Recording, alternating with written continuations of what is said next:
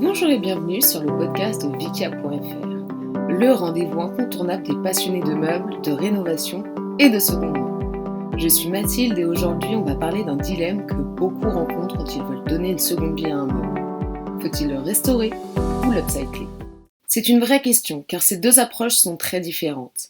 La restauration respecte l'histoire du meuble et cherche à le ramener à son état d'origine, alors que l'upcycling consiste à transformer complètement son apparence et parfois même son usage. Aujourd'hui, on va voir les différences fondamentales entre restauration et upcycling, comment choisir la bonne approche en fonction du meuble et de vos attentes, des exemples concrets pour illustrer chaque méthode, les erreurs à éviter pour ne pas ruiner un meuble par accident et mes meilleurs conseils pour réussir votre projet. Préparez-vous, on entre dans le monde passionnant de la transformation du mobilier. Et n'oubliez pas, si vous aimez ce podcast, abonnez-vous et laissez un avis. Commençons par bien définir les deux concepts. Souvent, on les mélange, mais ils sont bien distincts. La restauration a pour objectif de ramener le meuble à son état d'origine. On respecte les matériaux, les finitions et l'époque du meuble. On utilise des techniques traditionnelles, un décapage doux, du vernis adapté et des cires naturelles. Il est également souvent utilisé pour les meubles anciens de valeur ou de famille. L'upcycling, lui, a pour objectif de transformer complètement le meuble pour l'adapter à un nouveau style ou un nouvel usage. On peut modifier la couleur, la forme, les matériaux et même l'usage. Par exemple, une commode transformée en meuble télévision. On utilise des techniques modernes, des peintures colorées, de la résine, du collage de papier peint. L'upcycling est également idéal pour les meubles abîmés, sans valeur historique ou qu'on veut moderniser. Prenons un exemple concret. Prenons une vieille armoire en bois massif. Si on la restaure, on va la poncer, la traiter contre les insectes. Peut-être refaire le même vernis en conservant sa couleur naturelle. Si on l'upcycle, on peut la peindre en vert olive, changer les poignées et même transformer une porte en tableau noir pour écrire dessus.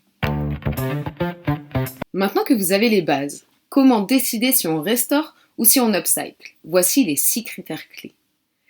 En premier, regardez l'état du meuble. S'il est très abîmé, upcycling. En bon état ou réparable facilement, pensez plutôt à la restauration. Regardez également la valeur du meuble. Un meuble signé ou ancien méritera plus une restauration. Un meuble standard ou sans grand intérêt historique, vous pouvez l'upcycler. Voyez également votre style et vos envies. Vous aimez les meubles authentiques, pensez à la restauration. Vous préférez une déco moderne et originale, pensez upcycling. Voyez également votre niveau de compétence. La restauration demande des techniques précises. L'upcycling est plus accessible et ludique. Voyez également le temps disponible dont vous disposez. La restauration peut prendre plusieurs semaines, alors qu'un upcycling peut se faire en un week-end.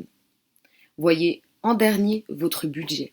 La restauration nécessite des produits plus coûteux et des besoins d'outils spécifiques, contrairement à l'upcycling qui est plus économique avec des matériaux récupérés. Imaginez que vous avez récupéré une vieille commode. Vous faites quoi ? Prenez 10 secondes pour y réfléchir. Si elle est en chêne massif avec de beaux détails sculptés, la restauration peut être une bonne option. Si c'est un meuble sans grand intérêt, pourquoi ne pas le repeindre en bleu profond et ajouter des pieds métalliques pour un style industriel ? Pour bien comprendre, rien de mieux que des exemples. Prenons l'exemple d'une table de ferme. Pour sa restauration, il faudra un ponçage doux, des huiles naturelles pour faire ressortir le grain du bois. Pour un upcycling, pourquoi pas une peinture blanche pour un effet shabby chic et un plateau recouvert de résine. Prenons également l'exemple d'un buffet art déco. La restauration consistera à conserver les détails dorés et la laque d'origine, et à remplacer les poignées manquantes. L'upcycling pourra s'illustrer par une peinture noire mat et un intérieur tapissé de papier peint tropical. Ou encore une chaise en bois. La restauration consistera à réparer l'assise et revernir le bois. L'upcycling consistera lui plutôt à une peinture colorée et refaire les coussins en tissu graphique. Voyons maintenant les erreurs à éviter pour la restauration et pour l'upcycling. Pour les bonnes pratiques de la restauration, pensez à tester les produits sur une petite zone avant chaque application. Utilisez des techniques adaptées au bois et à son époque. Attention, des erreurs sont fréquentes. Par exemple, peindre un meuble ancien sans vérifier sa valeur. Ou poncer trop agressivement et endommager le plaquage. Pour l'upcycling, voici la bonne pratique. Pensez à choisir des couleurs et matériaux qui s'intègrent bien dans votre intérieur. Cependant, attention, préparez bien la surface avant de la peindre et ne surchargez pas trop en motifs et en couleurs. Personnellement, je pense que les deux approches sont complémentaires. Parfois, un meuble mérite d'être restauré, parfois il mérite un bon coup de neuf avec un upcycling audacieux.